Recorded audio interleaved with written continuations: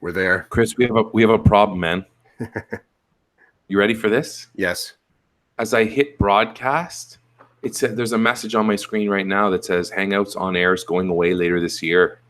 For a quick streaming try, and then it gives me youtube.com/webcam. I think we're in trouble, man. This could be the end of our live video stuff. Look at me, eh? I'm like totally like, we're done. It's over. But does that mean that we have to move everything to a scheduled event? I don't know. We could can't we schedule it 2 minutes before we do it? Yeah. I don't know. We'll have to look into that, but it says it's going away. Wow. That will be a bit of a game changer. I don't think it's up for it, or I'm going to run for the hills, and you're going to be the one to solve the problem. Okay. Yeah, for me, it's not a deal breaker. How about that? Just a game changer.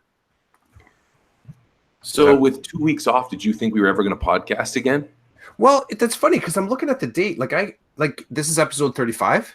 Yes. So the last date I have is May 18th.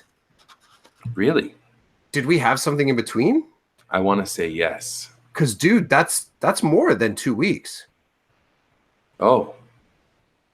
Here, I'm just going by my pictures. That's all. Just going by my scribbles. I go by the stamps on YouTube. Yeah. They're not going to lie, right? So according to YouTube, the last time we were on air together was 3 weeks ago. So the date on that would be May 18th is when we streamed live. So I'm on point then.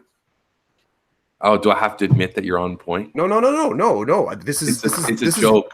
I'm joking. I'm trying to layer the on-ramp with the real episode here. It's not working well. No problem. But it's funny, like the whole, I'm a little mind blown. That's almost a month. And there's stuff too, eh? When I thought about sitting out and talking, and you dropped that kind of jokey text saying, will we ever get back together again?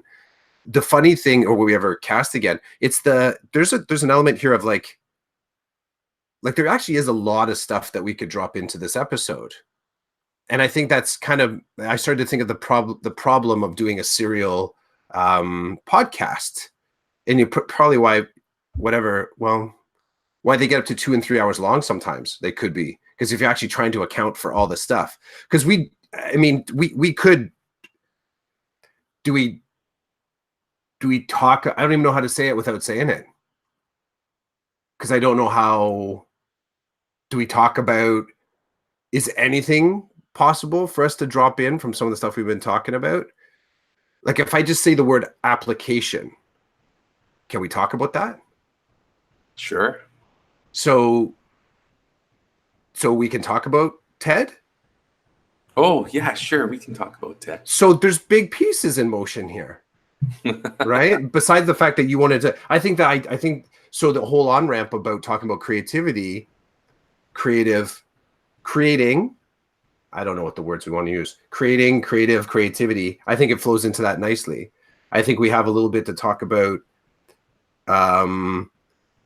transitions for next year because we're creeping up on that. We've got 2 weeks left. I mean, if we do an episode, any other episodes, at least for me after next, well, no, maybe we're in the same spot. Like I have students all the way up until the end of the school year. So unlike my experience when I was still in like the high school, Monday's kind of the last day. I don't get that anymore. Like that's not a part of my world. So because of the subject you teach. Because of the community class, yeah. So our students, my students are with me right up until those PD days at the end. Well, welcome to the elementary world, my friend. Yeah, you know what? It's cool beans. I'm all good with that. I dig my kids. They crack me up. I enjoy hanging out with them and working with them. And I'll say, so in the alternate choice is that I'm doing duties during exam week. And if I'm going to choose to hang with my cool kids and keep on cooking, or proctor an exam, which I get is necessary, but can sometimes just be bone dry boring, then I'm going to hang with my kids and we're going to cook stuff. So, not throwing any shade there, just saying I would rather be cooking with my kids. So Bro, you go. no, dude, I was going to talk about something completely menial. I'll hit it later. You go ahead. No, I'm cool. Let's go menial. No, you're revving. I want you to go hit the gas. Okay, so I think I want to play a little bit with. Can we land just a little bit on TED? Yeah. Okay. Sure. Yeah. So full reveal. You and I have both dropped in for potential talks. Pitched our potential talks. Yes, so, we have both put in a proposal to speak at TEDx Kitchener Ed. So I'm curious because we actually didn't touch on this on the on-ramp at all. We did kind of just the periphery of it. How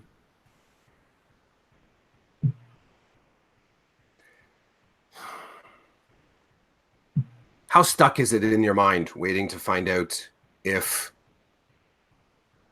our pitches were accepted? If your pitch was accepted, how stuck is it in your mind? Well, yeah. I'll answer first. Do you want me to throw down first? No. Okay. I want to tell you that I just felt the twinge of you being the guy that's asking me questions in the teacher workroom, and I can evade the questions or I can come at you hard. So, but what I'm going to do, because this is not one of those situations, is I'm going to answer the question. Hey. It is a little bit, and I will own that. It is a little bit, and I know that I do that. I bait the hook. I will tell you flat out, I know this is a digital safe space. And which is funny because everybody in the world can see it if they I know, eh? But I'll still but I'll still declare that this is a digital safe space. We both have pushed back to a degree and said, I don't know if I have an opinion on that. Thank you very much. I appreciate what you said. So that is still an opportunity here.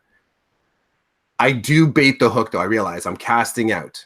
I'm more than happy, and in doing that, if I'm going to be self-aware, I'm more than happy to throw mine down first. But if you and I are doing sort of like the question answer back and forth, yeah, this is the banter. I'm happy to share first. It just is what came to mind. You asked me the question. I'm willing to answer it. Okay. And I'm going to try not to be aggressive with you because this is not a situation where you are trying to do the things that we talked about in the on-ramp with me. So no. Okay. So I had a situation years ago that kind of changed me in terms of being a teacher and being a person. And and as you know, and I think people who are relatively close to me would know that, because I don't walk around talking about this, right? But I've been considering, as you know, wanting to talk about this on a different level. And meaning I would love the opportunity to do a TEDx talk about my experience and mold it in the way that TED Talks are molded. And so the opportunity came to apply to speak at the upcoming TEDx Kitchener event.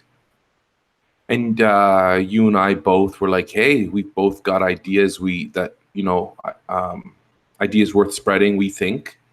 And so when I initially applied, as you know, I took from the date that applications were open to the date that they were supposed to be closed, I took full advantage of that time, and I did not hit send or enter on my form until the last possible minute because of regular, everyday, human tendencies, right? Like fear and this is stupid and I'm never going to be able to do this. And I think that's when I acknowledge that about me, I think it makes me stronger. And it's an oxymoron, but it's kind of working for me. So I'm going with it. No, we both know that there's way too much Goggins in our past combos to know that that's a truth. That and just because this taps into what we did when we were talking about the on-ramp, that if we actually are delivering everything that we believe we can, then are we actually in effect not delivering enough? If you are on point with everything that you believe you can deliver, whether it's creative, or technical or tactical, is there still space in there to say, you know what, but I could be doing this too? And that sort of taps into that little creative space, a little bit of that risk. So that's what I'm going to say, like baiting the hook and sort of stepping through that door is, I think, one way to sort of figure out, like, it pretty quickly can recalibrate whether or not you're actually snapping off in a really sort of full fashion. So Well, I like a little bit at the messiness that this introduces into my thinking a little bit. well, and if we're going to go Goggins, we know that the way we operate every day, according to him, is 40% of our true operation. So there's 60 left in the tank. Yeah, we might believe, like I said, that we're cracking off. But we're not. We're not. We're not. We're not. The human capacity is huge. We think, like you said, we think we're on top of our game, when really there's a lot more game to be played, and we just don't see it or don't want to see it because of other factors. Yeah. So anyway, I hit send on that application, and then my mind's been racing about it since. But like I told you in the on ramp, I think it was Monday or Tuesday this week that I just let it go. I just shelved it. I shelved it, and I thought to myself, it cannot own that much time and space in my mind. And I told you another endeavor that I was pursuing, and so I agreed to participate in like a PD thing for the summer, and so that's now taking up my whole brain space. If I hear back from TEDx Kitchener that they like my proposal and they want me to kind of work it through, then honest to God, then I'm going to have to take that moment and think about whether it's still something I want to do or whether it's not. And I know I talk about fear and hesitancy, and then I bring it up and I'm like, yeah, I don't know if I want to do it anymore. But to be true to myself, there needs to be, I let it occupy way too much space in my head. And so now, like I told you, I've taken it and I've put it on the shelf. Well, I mean, we're talking about it now, so it's off the shelf. But as soon as we're done, I'm putting it back up there because it's an unknown. And I'm not going to let an unknown run my days. I'm just not. There's too many other things going on for that. Because what if, the second week of July, we're told, hey, we like what you propose. We'd like you to do a talk. Is that enough time for me to put something together? Can I, because here's the thing, right? Like, and you can't say that you can say whatever you want, but but you heard me talking about my PD stuff that I'm going to do in the summer, and then I'm going to get started right away. Yeah. Like, I don't sit around and wait for stuff to come to the end of time. I start when I can start to maximize my time. So will I feel like I can do that? I don't know. I'm being honest here. I don't know. Let me see how I feel if I'm told that they like my idea. So that's where I'm at with it. I talked a little bit about it on the DeCodEd creative stuff that we do on the side, the binary little videos that we have made. I think I did one or two little bits where I talked about it. I don't know. Has anyone, like, I haven't mentioned it to anyone at work. Like, it hasn't come up. I don't talk to anybody at work about any of this stuff. So everything you're hearing here, generally speaking, I go to work and I go into my classroom and I teach my kids and I go home. And I will talk to my administrators because I know them both, and we'll chat, we'll catch up, but I'm not walking around advertising this stuff, and nobody's asking. So I don't. I mean, some people think it's really strange. Like, I know people, I'm not, the person I am at work is not the person I am at home. And I don't know if that's good or bad or how people see that. I just don't feel like I don't feel it. I don't feel it. I don't go to work and talk about this stuff. Like a few people know I do a podcast. They probably think I'm crazy because of it, but nobody else knows what I do. They don't know. They just see me, they make their assumptions about me, I make my assumptions about them, and we go on. So I don't know what your work world is like. Mine, I don't talk about my podcasting. I don't talk about my vlogging. I don't talk about my blogging. I don't talk about any of it. I just operate there. This is the first, I think. So there's a whole department that knows that I do this because I did the presentations.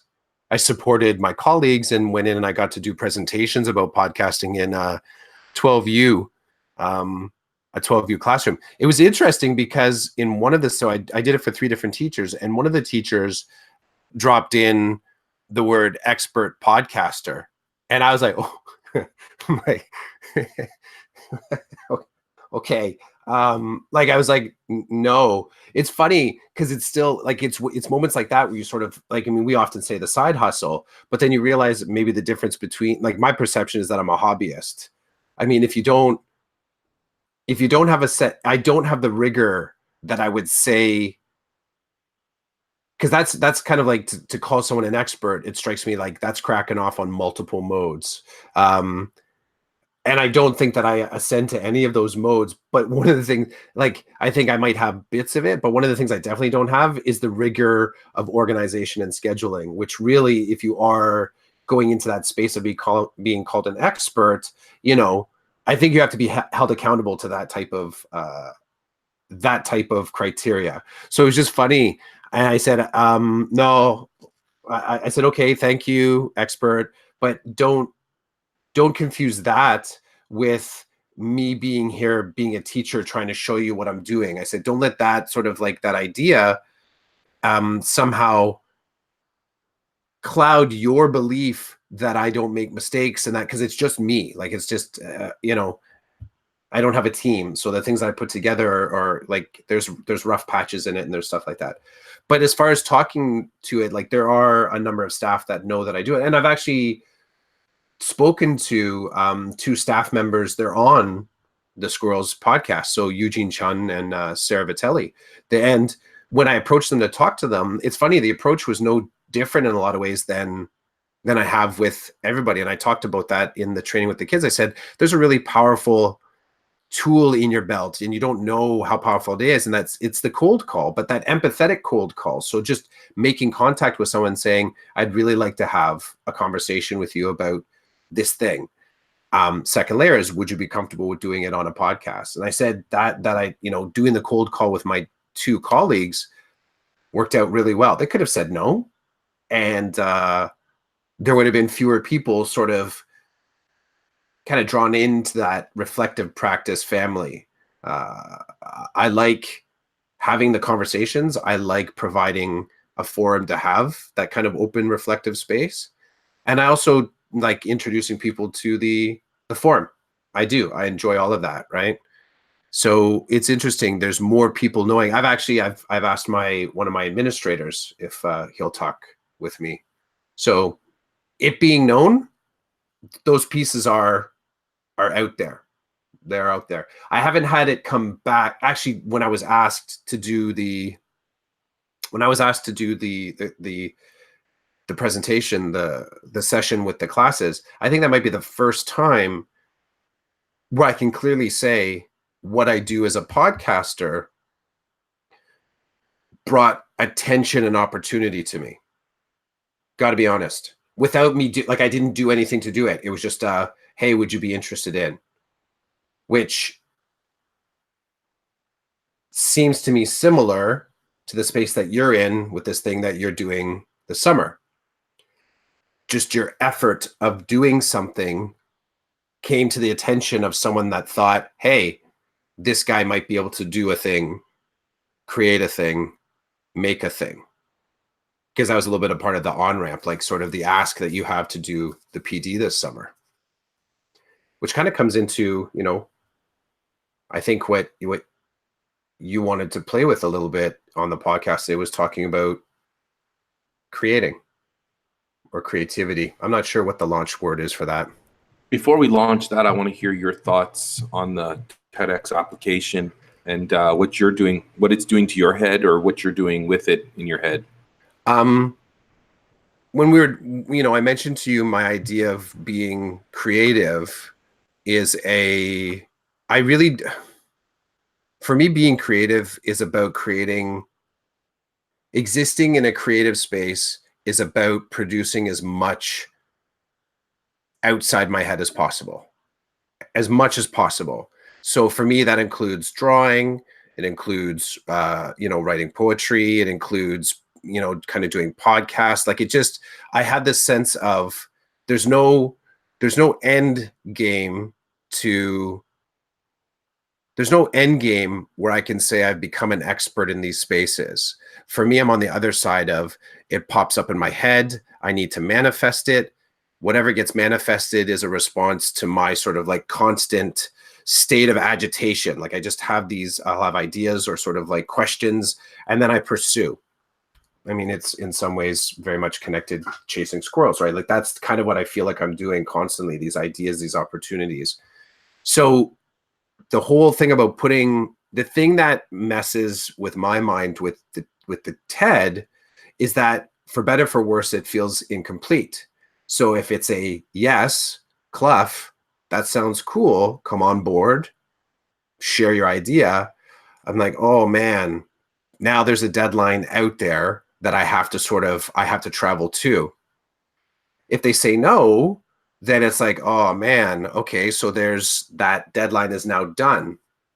What's funny is that regardless, and you might feel connected to this, is that I feel like there's still a piece that I need to create to address this state of agitation that I have. So even if I don't make it, if I'm not accepted, if my idea is not accepted right now, if it doesn't sort of like, for whatever reason, if it doesn't make it, I think I still need to write this piece. Funny thing, I don't know if it'll come out. I don't know if the story that I want to build upon will come out in a TED Talk. I think the TED Talk becomes the mode that it's sort of like the door to walk through. It's the mode, it's the opportunity to share, it's the platform, it's the space, it's the people where I can share this story. If I don't get a chance to do it there, it will come out in my drawing. It will come out in my poetry that I blast out. Like it's going to squeeze out somewhere. It's going to come out if someone asks me to talk on their podcast, right? Like it's going to make it out somehow. I'm kind of mind blown still that I dropped in submit, because it's funny. I mean, you and I have lived with TED Talks for a while. It still has a cachet around it as it still has this thing of like, you've arrived. Like if you can do a TED Talk, it's one of those spaces, like whether or not and I'm not saying bragging rights, but it kind of exists in that space. Like, oh, cool, you've done a TED Talk. Like it still has some gravity to it. So even hitting submit is kind of mind-blowing to me, because I have paid attention. I've seen a lot of great talks. I know of a lot of great events. I know some of those ideas are still banging around in my mind. Some of the people that have talked in talks, I now have a part of my professional learning network. Like I've connected through there. So there's a real value to finding a hub where these ideas can be shared. And there is a part of me that like I would be sad. I would be sad, like if I didn't get the chance to sort of be in that space. The other part that's kind of like stressing me out a little bit is that I don't know, in waiting, like if you get to do a TED Talk, do they give you a comp ticket so you can bring a guest? Because I'm thinking to myself, if they're gonna let you talk, you're just gonna say, I need a comp ticket for my guests. Dude, there's no rider. There's no rider on this. I'm not able. There doesn't have to be a rider. Yeah. You just say, listen, I need this person to be there. Let's make it happen. But this is a real confusion to me. Like do I just go ahead and buy 2 tickets? Because I'd like to go to the event regardless. And I know that my spouse has said she would like to come with.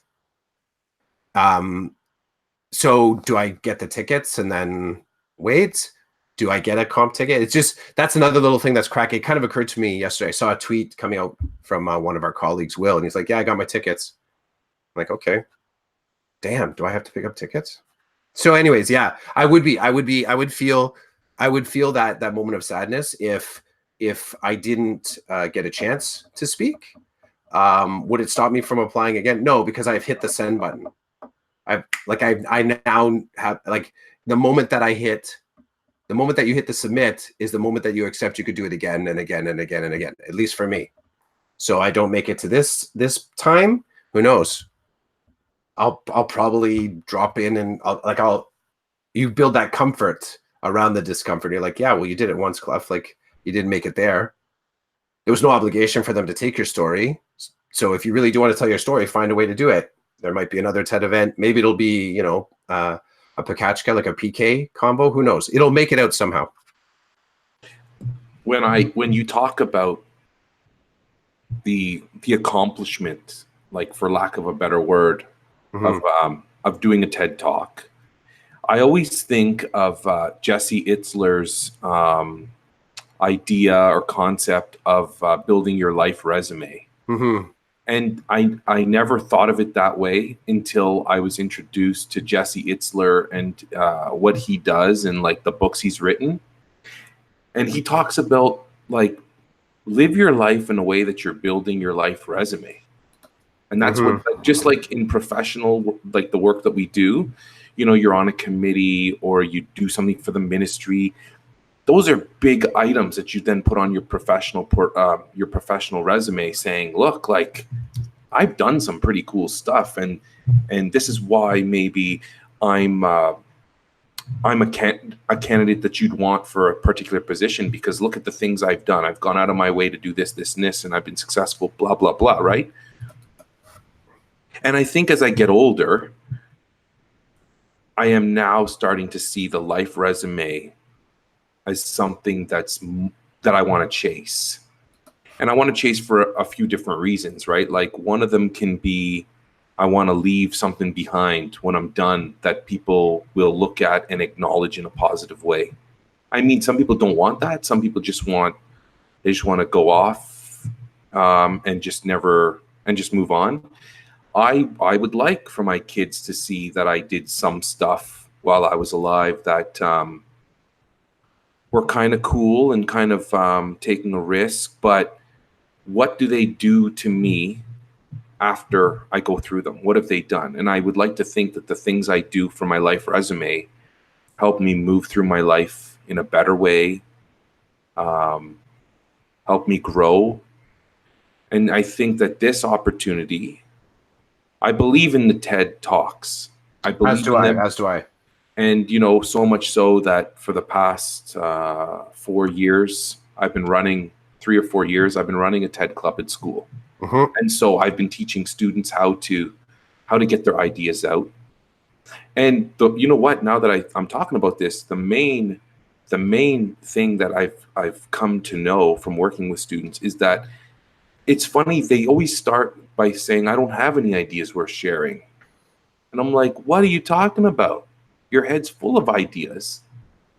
There's stuff in there that people would love to hear about. And I find it's been interesting. Every year it's the same thing. Kids are like, I don't have any ideas worth sharing. And that's been the hardest part of getting kids started, in my opinion, in my work with the TED Ed clubs, is that they don't believe that they have anything worth offering. And, and I don't know if I put out what I wanted to offer. And so we'll see if it's something people think that others need to know about. I don't know. But like you, I see it as constant stepping stones, right? I'm trying to move in a particular direction, and I want my trail to show that I did some stuff. I don't always want to be in with the 99% of people. Sometimes I want to be the 1%. And I think that this experience would put me in the 1% rather than being the 99. There's something. Are you scared at all? Yeah, I'm scared. I am too. I'm scared because well, it's setting in. It's setting in. I'm a little, yeah. I'm a little. No, I'm scared, man. I'm not. It's funny, eh? Like I'm scared, but I'm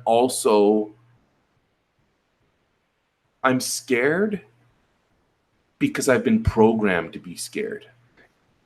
But I'm not scared because it's an experience I've had and that I've gotten something from that I think could benefit other people. And hey, I don't think I'm the only one that has something to offer that can benefit other people. I think we all do. It's just a matter of picking that one thing and then going through a process to see if it's going to come to be and if it's going to play out in the way that you might want it to. So just like you said, your idea that you believe is worth spreading is going to come out somehow. Yeah. And it's not like this is an open mic. No, it's not an open mic. There's I'm partly scared due to the process. Yeah, this ain't no open mic, right? No. So I know what the process looks like. I've taught kids to go through the process. Yeah, I've been sort of playing with the TED clubs as well. So I get that. Man. Yeah, I'm scared. Just like I was scared. Well, like I'm scared with a lot of things, but you got to push through, right? You got to. For me, I'm finding different things to focus my energy on that will alleviate the fear. Yeah. And some of those things are some of the stuff that I'm currently reading. I'm currently trying to learn from people who have expressed the same fear before doing something that they want to do. It's the flinch.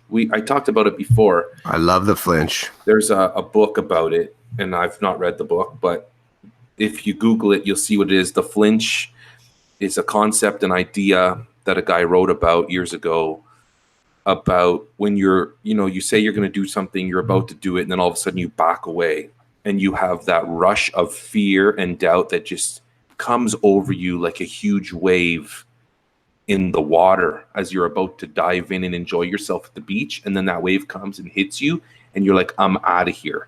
That's the flinch. And I felt the flinch. I feel it all the time. And for some things, it's awesome. For some things, the flinch comes and I'm like, bring it on. I know you're coming and it's not going to stop me. And for other things, I let it sink in a little bit. And when I hit submit, it was there. And you know what? Part of the fear too, like, is being told, no, your idea is not worth spreading at this moment. And then what people think of that, right? Like this is where my mind might go when it's not, like I told you, zoomed in on other things worthy of my time. It's thinking about this garbage of, oh, you applied, but you weren't good enough. Or, people don't like your idea. And it's like, I'm really trying my best to do away with those, to do away with spending time acknowledging those thoughts, because I don't believe they're worth acknowledging. I think it's important to be aware because everybody thinks them. So be aware and then pick yourself up and move on. Right. And I know it's easy for me to say that. It depends on what you're doing and how you're doing it. Right. Like for some people, this is their Super Bowl. Right. Like to be able to do a TEDx talk is their Super Bowl. That would be huge on their life resume. I don't know if it's my Super Bowl. I don't think it's my Super Bowl. I just think I've been able with talking to people like you and other close people that I believe are making me better. It's honoring that risk, taking that risk, and then whatever comes of it is just moving on from there and continuing. And I do honestly believe, and I have to remind myself of this, that what happens and what comes and what doesn't come is just part of like a bigger map that I can't see. I really believe that. And even, I think I've mentioned this to you before, even when I've applied to do stuff or wanted to be part of stuff and I was told no, over the past, I would say 4 to 6 years, I've come to the realization that it's just not part of the bigger picture. It just isn't. And maybe some people will say, that's a great way to like make yourself feel better. But I'm past that. Like, I'm not telling myself that to make myself feel better. I've actually lived it in a way that I feel like, sure, there are things I want, and there are things I've gone after that I've not gotten. But when I look at where I am today and what I'm up to today, I don't think I'd be where I am today if I had done those things back then. Yeah, And that's funny, eh? and I can't prove that. Like, it's not a theory I can prove. It's a gut feeling, and it's a lived experience that, oh, if I had done that years ago, I wouldn't be where I am today. And I'm really growing where I am today and really enjoying what's happening right now. Would that have continued down that path? Like, I don't know. I can't say. But what I can say is, when something doesn't happen, I know that I just motor on. Like for example, I hit submit on that application, right? But if I get an email in 2 weeks saying, okay, we're in. Are you in? I have to look and see if am I still in or am I not in? And if I'm not in, is it the flinch, or is it because I hit send and that was enough for me? I don't know. But what I can tell you is, and if they tell me my idea is no good, that's, you know what, it will hurt, but I can move on because it wasn't supposed to happen. It's funny, dude, because I don't believe for a second it's the evaluative sense of self that's cracking off the sorry, not this time around. Because I don't think it's, when they're going to say that your idea is problematic is because, and part of it is, and it's not, you'll never know how good or not good it is, because I'm not sure if there's, and I say no disrespect, but to TED in itself, I'm not sure if we're going to be contacted if we're not connected. And I'm trying to remember what some of the process was. Like, if it says that, only participants will be contacted, like, I don't know if there's a feedback kind of forum for this. But it's interesting. I don't think anyone's going to tell you your idea is no good. But I will say that I may feel that on the inside to a little bit, like, oh, it didn't make the cut. So you start to get in that zone of it's, maybe it wasn't good enough. Part of it is like we said, this isn't an open mic, and not knowing, and when you don't, is this and maybe this is what I need to lock in on this, is that if it's an idea worth spreading, then TED just reminded me what I have to do. Even if TED doesn't accept me, I still have to spread it. I still have to go do it. So if I don't get that stage to kind of spread it, TED has already said, hey, by the way, Clef, go spread your idea. Like, if you accept that ideas we're spreading is what you're doing by applying to TED, do you not just accept that in general? So I don't know, maybe there's a little bit of consolation in there. A little bit. I really enjoy that it's something that you and I kind of were on the same page with, and that you and I both jumped into it. I think that's cool. I think recently I've been thinking a lot about the people I've been spending my time with and whether it's good for me or bad for me. So I appreciate, like, my perspective is at the time getting to know you better and hanging out with you, and like, I feel like I'm growing in the right way by having you as a friend. So I appreciate that. So thanks for that. Yeah, you're welcome, man. And like, I think it was the right time. Like, it came up and we're like, hey, we both have these ideas that we've been kind of playing with. Let's see if we can do something here. And we've talked about how cool it would be to be on the same stage together, talking about our stuff. I think those things kind of mitigate the fear for me. Yeah. Those things mitigate the fear. And I think you have to look for things like that because, everybody's doing something they're scared of. And if you're not, then you're not pushing hard enough. Okay. Yeah. Because that's a great. There's no way you're pushing hard enough if you're doing stuff that you're just okay with all the time. And as Goggins would say, you need that fear to move you forward. And I don't want to agree 100% with that, but there's something to be said about that. There's something to be said about pushing past where you think you've tapped out, you've maxed out, and pushing past it and blowing the roof off of it. And I think that brings me excitement. So it's like, why are you doing this or why are you doing that? Well, I'm pushing my limit. I'm pushing. And so this is the perfect time, if it's okay with you, to talk about a blog post I wrote earlier this week.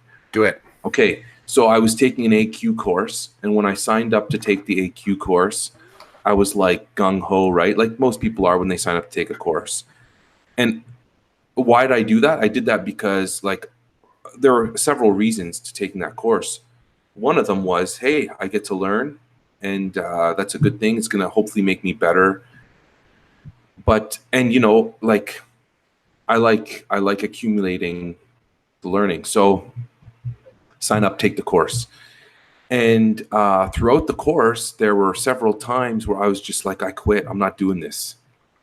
Literally, like, just I'm done.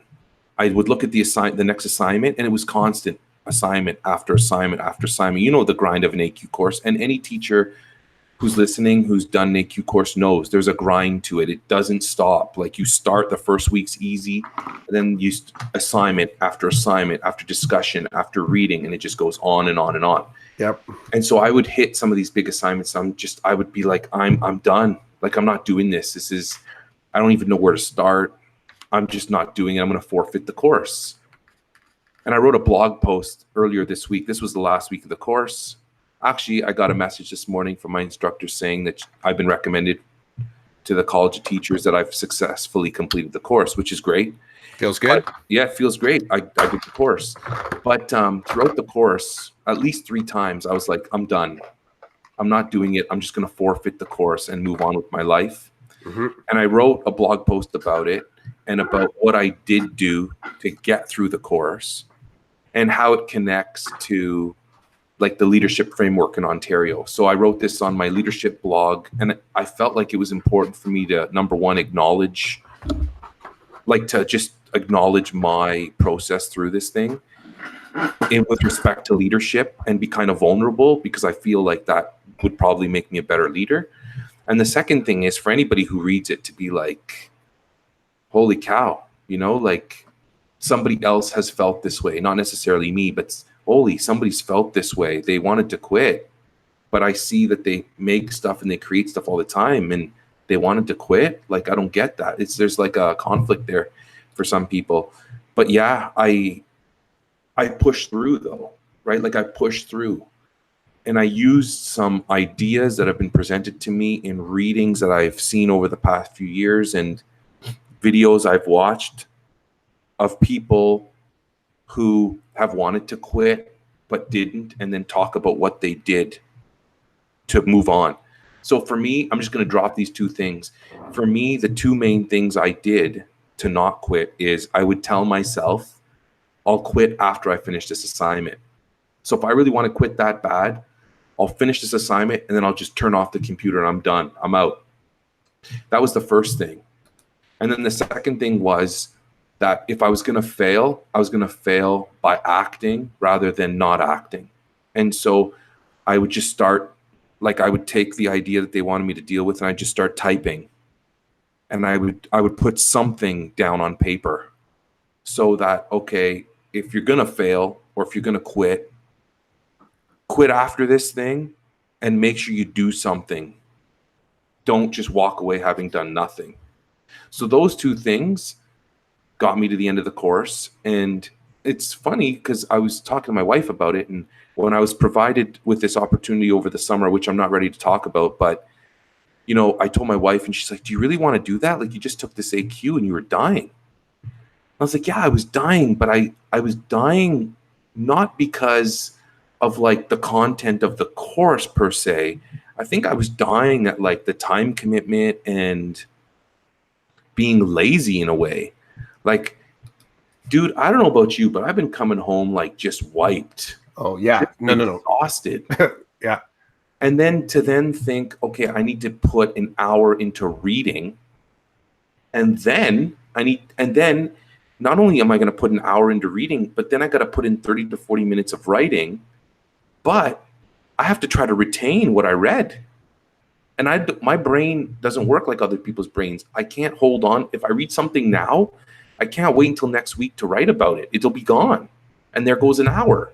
So there were layers, right? And now that I've gotten through it, I'm happy I did it. And I'm happy I didn't quit. But I think I've learned something huge from this AQ course about quitting and not quitting. more than what I learned about the content of the course. To be honest with you, I'm coming out with a life resume thing. This AQ course, if it's on my life resume, it lives at the bottom. But what lives at the top is, yeah, I felt like I was going to quit and I pushed through. And these are the things I did to push through. And I think I can do them again. And if it's something worthy of my time, then I'm going to push through. I'm going to crack that ceiling, that 40%, and I'm going to hit it hard. And the one thing I know about myself is that when I put myself into something 100%, it's on. And I think what's scary is sometimes I don't give it 100% because I know that if I do, it's on and I can't turn it off. It's like the Hulk, man. Once he loses it, he turns into the Hulk. That's it. You're done. You're the Hulk. Nothing's going to stop you until you're done. And when I don't turn it on, I don't become the Hulk, but then I'm wishy-washy and I feel the fear. Once you're the Hulk, there's no fear. You're cracking everything that's in your way. And that can be scary because sometimes you crack through stuff that you shouldn't, like relationships with your family. Yeah. Like relationships with your colleagues, like stuff around with your students, right? Because when I get that focus, I don't see people on the side telling me, hey, you just hurt this person or you're doing something right now that could affect you negatively down here. I don't see it. I just go. Yeah, I feel that. I do that too. I think that's the it's funny. That's the one of the things that I have in common with, I think, both my kids, maybe a little more so with Maddie, is that creative drive. I mentioned before, just the agitative state that I'm in to sort of like, I feel like I have to create something. Like I just, in order to make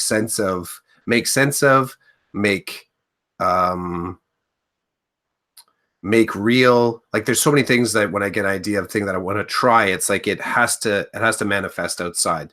So I maybe I'll write, maybe I'll draw something, scribble something. Like my house, it's funny, is littered with little kind of journals and notebooks and Post-its with things that I might have written down and not dispense with, but it's like, okay, whew, got that out of my head. Now I can kind of move on. It's like I hit this little bit of a barrier and I have to do something with that idea.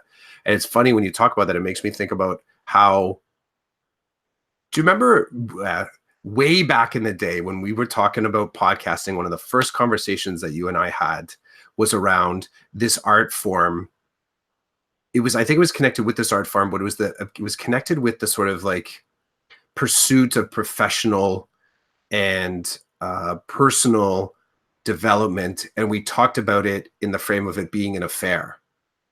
And there was that sense like of having to sort of escape some space in order to kind of really spend time with it, not always talking about it, but sort of like nurturing it. And without, I'm not trying to make this overly dark and relationship breaking, but there's something that I find that I do in general when I go into my creative space where I don't do it. My instinct isn't to do it publicly. So I kind of do it away from things. And it's funny, I'm thinking about how creative both my kids are and how few times I am creative with them. They see my creative outcomes because they're kind of all over the house. I have done it with them a few times, but it's interesting if I throw down a little bit of dad style here. And why not? Draw it back to the father figure factor, is thinking about how I'm communicating the creative process to my kids and whether or not there's something worthwhile to sort of to give to them that way. It's almost way easier to think about it. Yeah, well, I play board games with my kid, like something that's very, like we're throwing the Frisbee around or going out for dinner or like I mentioned, playing a board game or a video game, something that has a very, you can understand it if you observe it. There's dad hanging out with the kids doing a thing. But I've started to think about my creative practice and how well I'm communicating those concepts to my kids. And some of the things even you and I talking about sort of pushing harder, the 40-60, that used to take 10 hours. Now it takes 3. What are you doing with those 7 hours? I'm starting to take some of the things that we've talked about that have definite EDU applications. And I'm trying to find the feedback loop to say, how is this stuff? How do I want to communicate it back to my own 2 children and see what they start doing with it? It's a funny little head game that I'm playing with myself. It's those head games that we play with ourselves that end up getting us into trouble. Would you agree? Yeah, in this case, it would be good trouble. This is the yeah, right. This is the good trouble I want to get in. These are the good, as you said, I want to do it by action. I want to make this mistake by action, not by sort of having 10 years down the road and sitting on the couch and looking at a drawing or a poem that I wrote and thinking to myself 10 years down the road, you know, like I wish I could have shared this directly with you when I was going through it, or I was creating through it, or I was processing through it. And that for myself is a very sort of dad headspace to fall into, right? Because talking about that kind of legacy of the legacy of your family and that life story, like where were they in those spots, or were you just observing them in those spots?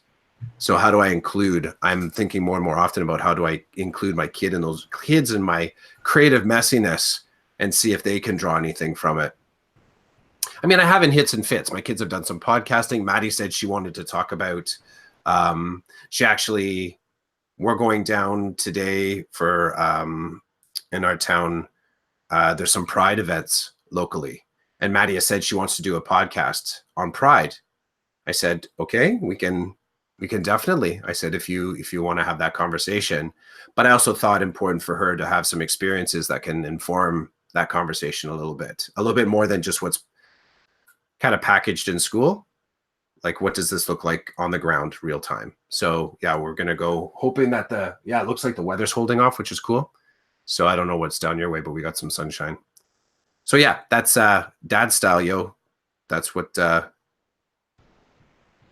all this agitation has got me thinking.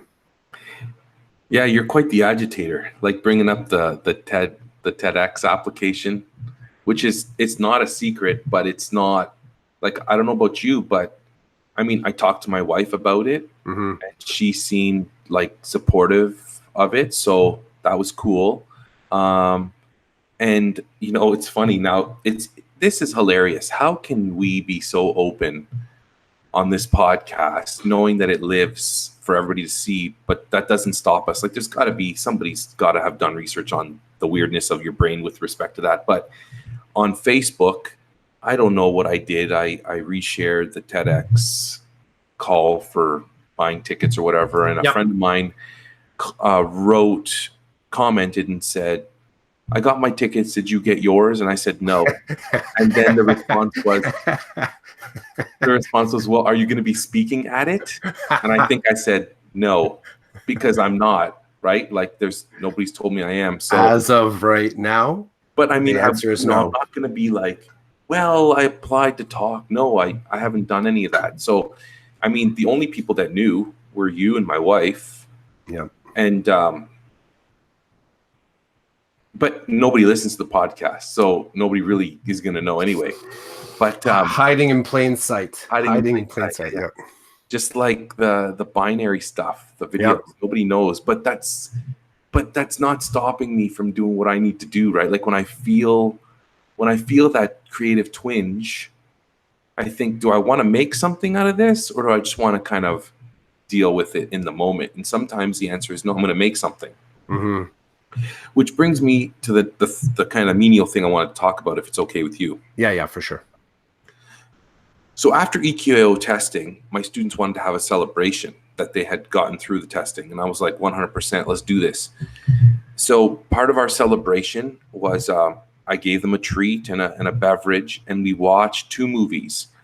We watched Willy Wonka and the Chocolate Factory, and we watched The Wizard of Oz. And they didn't know this, but I'm like, if we're watching these movies, we're going to be creating some awesome stuff around it to demonstrate our learning over the school year and to make connections to the movie. Poor kids didn't know that. But anyway, long story short, the other day we started one of our assignments, which was to design your own original chocolate or candy. And they're using Google Slides and Google Drawings to put together their thinking and their ideas, and then presenting to the class their like Willy Wonka chocolate or candy. And you know, they're looking at me like, well, are we gonna have a model? Like, are you gonna model this, or are you just gonna throw it at us? And I'm like, no, let's go through the process. Like, we'll have a goal, we'll have some success criteria, and I'll have a model for you, a sample. So I created a chocolate type item, and I'm not sure. This is where I need your help, because you are a chef, you have your papers, and I would like to know. I would like to consult. I want to know, how do I go about doing this? So this is my idea. So it's a brownie. It's not a chocolate bar, but it's not a candy. It's brownie center with some type of caramel that's on the top and the bottom of that brownie, and then milk chocolate poured over the whole thing. So it's encased. So you've got milk chocolate encasing a brownie with caramel in there too. And I don't know where to start. Like, I was thinking I would make my brownies, but then I don't know what kind of caramel I would use to layer onto the brownie that would do okay with having that milk chocolate coating on top of it that would then dry and harden up on top. So use the caramels, you know, the little single wrapped caramels. Oh, caramels, okay. Yeah, use those caramels. Those are always handy because, you know, at room temperature, they're stable, right? They have a chew, but they'll also give you a little bit of a sheen. The other thing to consider is use temperature to your advantage. So if you need something to kind of set faster, then chill the centerpiece. So for example, sometimes some confections are made by freezing them and then putting like the next layer on. And then you're going to serve it at room temperature. But at least in the freezing part, you could sort of do a pouring the warm chocolate over the actual item without it all melting because you're pouring warm chocolate over it. Okay, so brownie's not a problem. No, I think that's cool. The caramel, so I buy a bunch of those little cubes, and I just slowly, how do I melt them? Do I just you can double boil it, or it's pretty stable stuff. Yeah, double boil. You're always safe with double boiling. You're always safe. It would probably be tolerant in just a pot straight up, but you'd really have to watch that you don't scorch the bottom of the pan. But yeah, double boil it for sure. And then once it's at a liquid consistency, just pour it on top and spread it over, kind of thing. Well, bear in mind, you might not get the chance to spread. So you want to, this is what I was talking, because it could start to set. These things are manufactured to set, right? Like they're to set up so that they can make them fast. So just bear in mind that there's going to be some waste because you might need to buy more in order to be able to pour it over the whole bar. Gotcha. And then also consider, do you want the whole thing to be encased in caramel?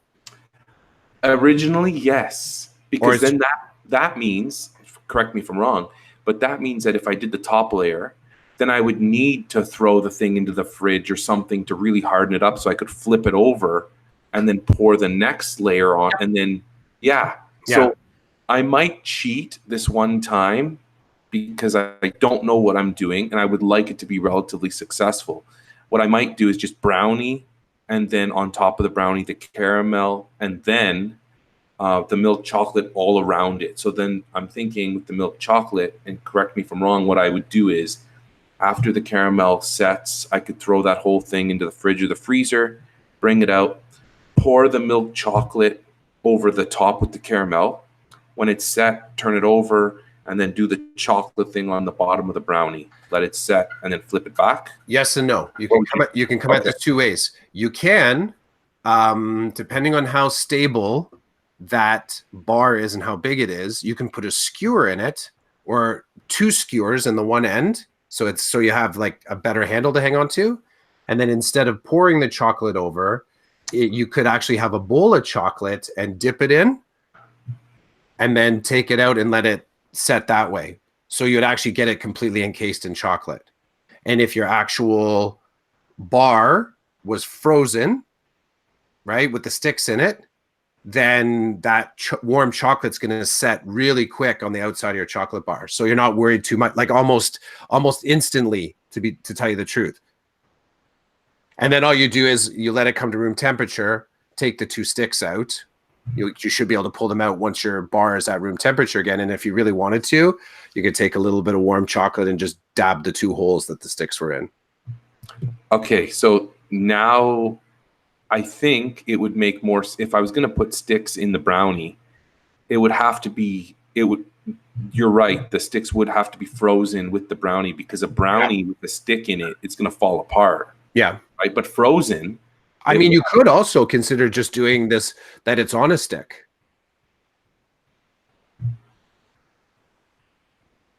So it's your chocolate bar on a stick. Wouldn't it be awesome if it was chocolate bar with like a popsicle stick thick enough to hold? Yeah. That's a consideration. Okay, thanks. See how it's menial, but my kids were like, it's so cool. This stuff's so much fun, right? They're totally engaged. They're totally interested. And so I'm milking it for all it's worth, right? Like they're writing, but they don't know they're writing. So it's really cool, because part of the drawing involves drawing what the outside of your candy bar all wrapped would look like, and then I want to see like a cross section of what it's like inside. Yeah, candy. Yep. And then I want you to type somewhere on that thing, I want a description of this candy or this chocolate. I do something similar. I mean, teaching the hospitality, I also have the kids price it out. That would be a good math connection for sure. Absolutely. So they have to go, and I mean, you can look on. There's quite a few grocery stores that post their flyers online, so there is a literacy element to that, looking at graphic text. So go and look for your ingredients in the flyer. If it's available, if the family is capable, this can be a part of their grocery routine, where they, when next time you're going to get groceries, you can look and actually see how much will this cost you just for the raw ingredients. Portioning becomes difficult because you have to make it a few times, but if you had to go buy the ingredients, how much do you have to spend just to make one bar? And it's like, well, you have to buy a 300-gram bag of chocolate chips. You have to buy like, you know what I mean? So yeah, there's cool. And again, this is recipe costing that I've done with kids often when I would do restaurant design. So they would have to do this across several recipes. I'm gonna see about pushing this to that level, because I think at the very least, kids could find the items they require to make their candies online and how much it would cost. And even if the costs are off, it's still them dealing with, collecting information about cost, and it's, addition, multiplication, division, it's all there. So thanks for that tidbit. Thanks for giving me your expert advice on this, because I wasn't sure how. I could see it in my mind, but my mind doesn't know the science. And so I appreciate you taking me through that. One last question. The chocolate that I'm going to pour on top, do you recommend that I buy those little chocolate, they sell them at the bulk barn. They're like little chocolate chips. They look like, not chips, they look like coins. Yeah. Is that the type of chocolate you'd suggest? You can, yeah, for sure. Those are definitely, What would you do? My instinct, yes, is I would probably stick. Here's my headspace. I would stick with the grocery store, whatever I could get there, because it strikes me as that's more accessible spot if the kid ever went looking for the ingredients away from class. How am I going to find those caramels at the grocery store? They might not have them there. It's worth checking out. They might have something else. I can tell you how to make caramel if you want. You want to make your own caramel? It's doable. But yeah, and I mean, it's off season level. I think that's next level. They're the craft caramels, right? Like that's the craft, the little cubes that you get in your Halloween, that have been in Halloween bags since we were kids. You got it. It's if you can. Obviously, if you had to go to bulk barn to get the ingredients, you're going to get the ingredients, right? And you would let the kids know, maybe, by the way, here's where I got. Maybe the lesson in costing in this is based on what it cost you to make the one thing, just to inspire them. So, kids, in order for me to make this one chocolate bar that's in front of you, it cost me $22. I think I will go there with that for 100%, because it's not going to hurt anybody for me to tell them where I went, what it cost. And it's a fascinating scale, because then you can bring in the difference between what happens when, like, what was my waste on this? Right. So now I have one chocolate bar and I have all these extra ingredients. Do I have enough to make another chocolate bar? Mm-hmm. So, you know, $22, this is a premium chocolate bar just by virtue of the fact that there's so much waste. Obviously, if you got to get the craft caramels, you know, you go to where you can get them. But check, I would be worthwhile to check whatever is your local grocer, whether you got a Metro or a Superstore or something like that. They may have them in the candy aisle. There may be, I think those craft caramels are, I want to believe that they're a go-to. One last thing to consider. The milk chocolate is a soft chocolate. It's a very soft chocolate, right? Kind of melts faster, pours faster, but it's softer overall. When you move up to semi-sweet, it becomes, and this is a texture thing. What's the texture that you want to have on the outside of this chocolate bar? All the ingredients that you have in this chocolate bar right now are a very similar texture. So the mouthfeel is going to be very similar from the outside all the way to the inside. If you were to move to a semi-sweet on the outside, you would have a little bit of a crackle on the outside of it. Like the chocolate would just kind of crack a little bit more than the milk chocolate. And again, just for you to consider, or to consider whether or not you want to wrap that brownie in something that could keep it something crispy on top of that brownie to give you a different texture. And that can be satisfied as easy as just putting in rice, like a Rice Krispie layer, like even a thin Rice Krispie layer. Dude, if you're going to build the ideal snack, right? Like, this is awesome. Here's the thing I'll give it back to you. In high school, this is one of the summatives that business classes do. So there is a direct connection between there's a JK to 12 conversation here. We just had I think it might be the grade 10 business classes where they had to do that. They had to market, design, produce, and sell as a competition. There was like a candy war in our front foyer the other day. So you want to give them a tester, or just for you, like you're on point with this at elementary, but to flash forward, like this is one of the summatives that is done, that I've seen happen a few times as far as the marketing and business courses, the entrepreneurship courses. That's cool. Yeah, like you're connecting some cool dots for them. I think the dot that they're going to love the most is that, and I'm going to be recording my process. Good. So like at home, like making your chocolate? Yeah, so like I'm going to be capturing like me at the store getting the stuff I need. Yep. And then me in the house, like kind of like it's funny, they said to me, which was like, dude, I was dying when they did this. They're like, basically, like it's just like procedural writing, Mr. C. You're just going to be putting it in a video form. And I was like, oh my God, did you just say that? And they're looking at me like, of course we said that. We know what procedural writing is. And I was like, I literally put my pen down. I was like massaging my temples. They're like, what's wrong with you? What's your problem? I'm like, you just made an awesome connection. Like you nailed it. Yeah. This is a procedural activity. And I could put it into writing, but I would prefer to vlog it because I don't want to write it. Yeah. And I'm not the one that's trying to pass grade 2 and 3, but it's just awesome. They're like, this is procedural, Mr. C. I'm like, yeah, that's awesome. I'm just like, anyway. So that's cool stuff, man. I'm going to be putting it into a video for them because they want to see. So not only do they want to taste what I make, they want to see like how I made it.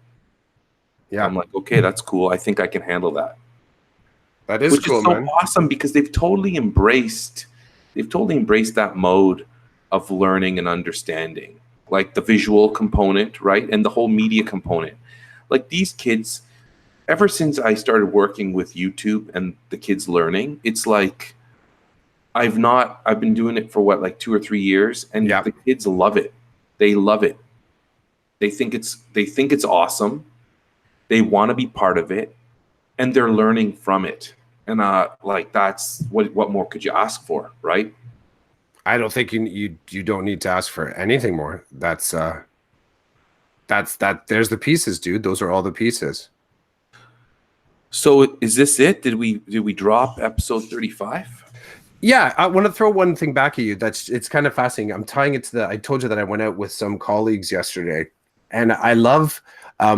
It was predominantly the English department, and I'm really digging hanging out with them. They're it's actually, so one of the people there that was on my podcast, Sarah Vitelli. So she's the subject head for the English.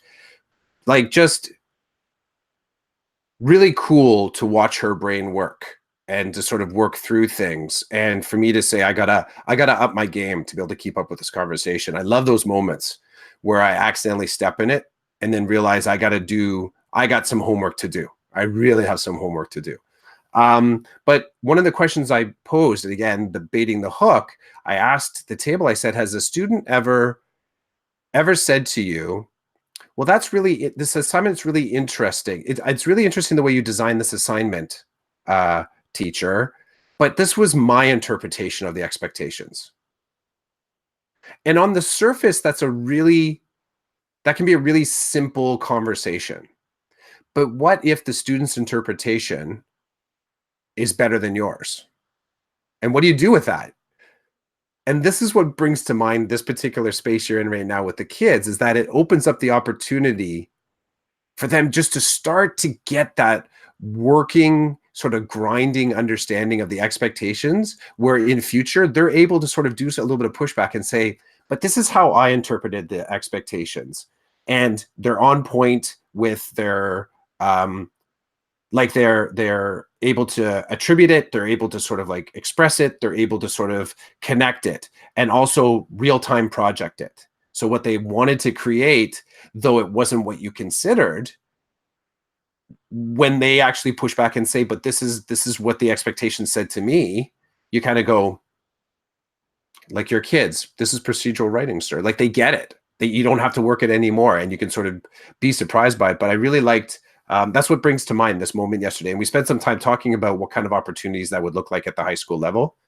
And they're talking about digital portfolios, and they're talking about metacognitive interviews. And like it was more than I bargained for over a pint after school.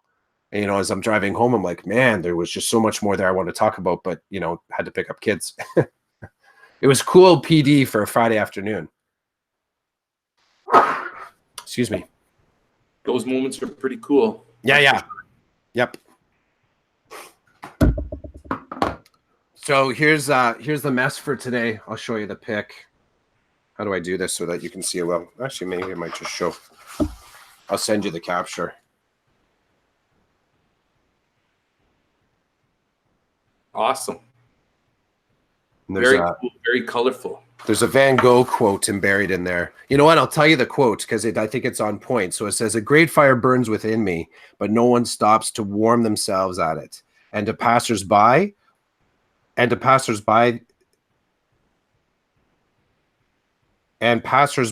only see a wisp of smoke."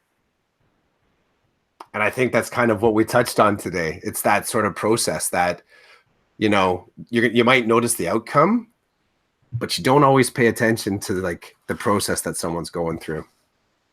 I didn't crush that quote at all. I was totally sloppy on it. "A great fire burns within me, but no one stops to warm themselves at it. And passers-by only see a wisp of smoke." Vincent van Gogh. Wow. It's a good one, huh? It is. I like it. It's so true. It is. Live in the questions, dude. Live in the questions. I hope you have a great Father's Day. You as well, man. You as well. And so, hopefully we can push out a 36 before the end of this school year, before summer school starts. I would say in theory it's 36 and 37. We still have 2 weeks, right? Yes. Yeah. Hey, well, could 37 be a live dinner? Do we have space to get one more meal in this year? Maybe. All right. Maybe. We'll work that out in the off-ramp. Okay, sounds good. Take care, man. See ya.